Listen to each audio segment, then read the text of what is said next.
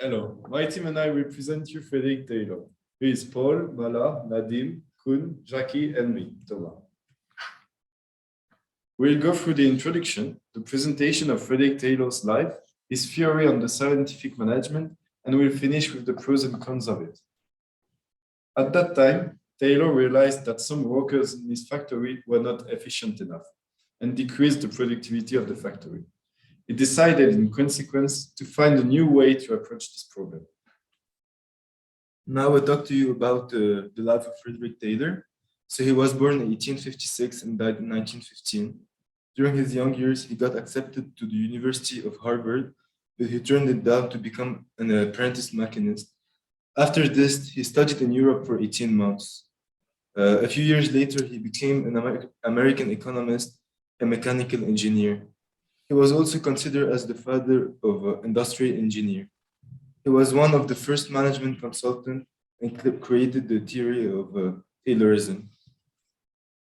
So about the theory, Taylor believed that several steps must be taken in order to create a more productive organization. First one was examine the job or task. Second, manager need to determine the best way to complete the job or task.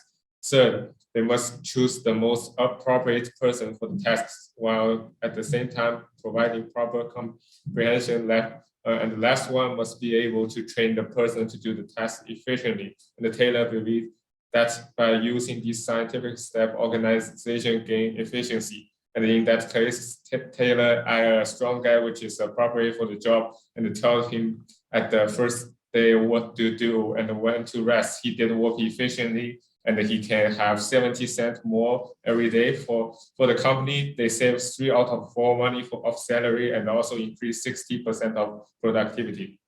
So he created scientifically work. So this method is based on 9 points. Its sole objective is to minimize workers' time of work in order to achieve total efficiency.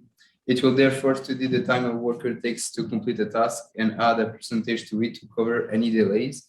It will add hours of rest to limit fatigue so that workers are more efficient. And to finish, unfortunately, this theory is disputed. After numerous strikes, the US Congress banned timing and peace wage in military arsenals. Taylor was affected by this failure. And after his death, many defenders of Taylorism emerged to defend his ideas, such as Henri Le Chatelier. So here now we're going to talk about some pros and cons of this theory. So for the pros, first of all, it can having a reduction in the cost of production by having accounts of large-scale production. Per unit cost of production is considerably reduced by gaining help of mechanization and technology.